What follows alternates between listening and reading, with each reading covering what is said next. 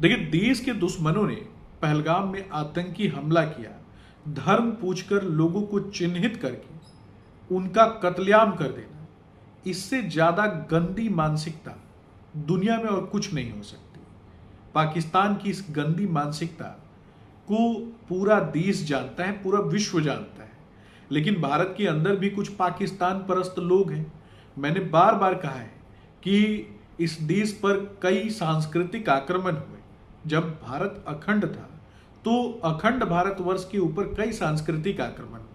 गुलाम, खिलजी, तुगलक, सैयद, लोदी, मुगल, अफगान और British east India company. जिस तरीके से आप सभी ने देखा है कि कुछ आनुवांशिक बीमारियां कुछ एक लोगों में 2-3 जनरेशन के बाद दिखाई देती है, वैसे ही गुलाम, खिलजी, तुगलक, सैयद, लोदी, मुगल, अफगानों के बलात्कार से उत्पन्न कुछ एक लोगों के अंदर की बीमारी पुनर्जागृत हो जाती है तब जब पाकिस्तान जैसे मुल्क के द्वारा आतंकी घटनाओं को अंजाम दिया जाता है, आतंकियों के द्वारा आतंकी घटनाओं को अंजाम दिया जाता है। हालांकि भारत की सरकार ऐसे लोगों से निपटना जानती है। गिद्ध भी शर्मा जाएंगे उनकी लाशों को खाने में, गिद्ध भी उनकी लाशों को खाने से मना कर देंगे। ऐसा हाल भारतीय सेना और मोदी जी की सेना ऐसे कुकर्मियों का करने वाली है, पाकिस्तानियों का करने वाली है।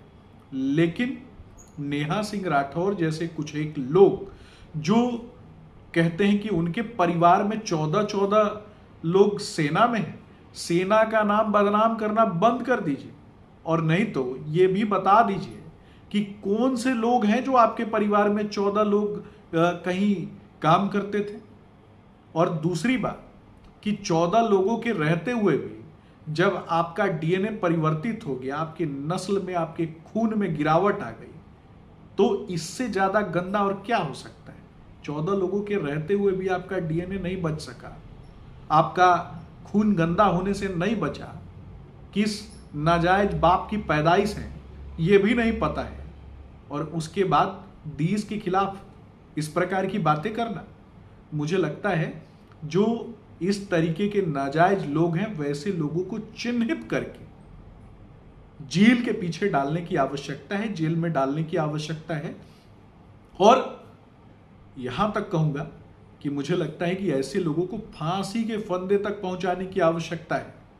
जितना कोई आतंकी हमला करने वाला गुनहगार है उससे ज्यादा भेड़ की खाल में और भेड़ियों की खाल में छुपे हुए ये भेड़ बनने का जो प्रयास कर रहे हैं ना, या आम जनता बनने का प्रयास कर रहे हैं ना, वैसे लोग और ऐसे भेड़ियों की खाल में छुपे हुए लोगों को कहीं ना कहीं उनके साथ भेड़ियों की तरह व्यवहार भी तो करना चाहिए।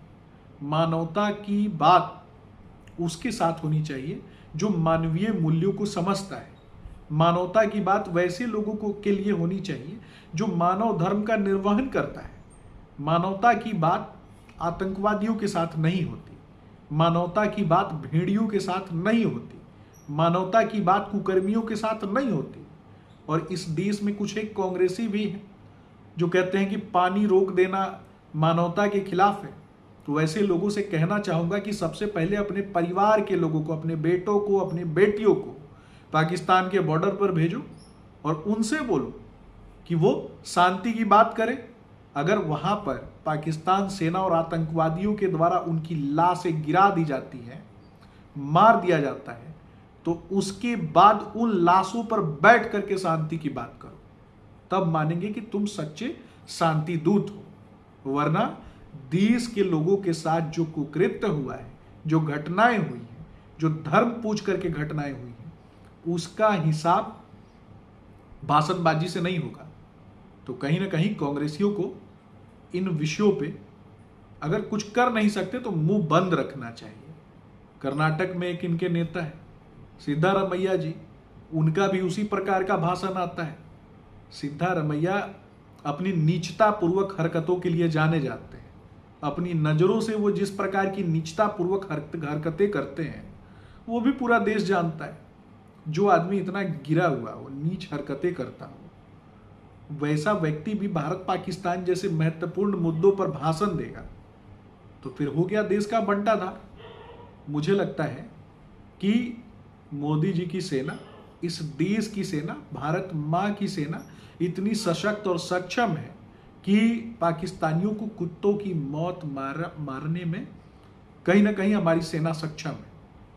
और नेहा सिंह राठौर जैसे लोगों को कहना चाहूँगा कि ये पाकिस्तान की दलाली बंद कर दे, और पाकिस्तान की दलाली नहीं बंद कर सकते तो कम से कम अपने असली बाप का नाम जरूर बता दें कि गुलामों के वंश से आते हैं, कि खिलजियों के वंश से आते हैं, कि तुगलकों के वंश से आते हैं। यह भी बता दें कि आखिर किसने परिवर्तित किया था ऐसे लोगों का, कुछ एक लोगों का डीन। तो मुझे लगता है कि ये गंदी मानसिकता पाले हुए कुछ एक लोगों को सबक सिखाने की आवश्यकता है। और आस पड़ोस के लोग हैं, उनके भी आस पड़ोस में हजारों हिंदू रहते हैं, मुझे लगता है कि सबक वही अच्छे तरीके से सिखा सकते हैं। हालांकि सबक सिखाने का तरीका संवैधानिक होना चाहिए, ये बातें उनको भी बहुत अच्छे से समझ में आती हैं। अब संवैधानिक होगा कि नहीं होगा ये तो आस पड़ोस के लोग तय करेंगे, लेकिन सबक जरूर सिखाना चाहिए। जो भारत माँ के खिलाफ है, जो इस देश के खिलाफ है, जो पाकिस्तान के साथ है, वैसे लोगों को तो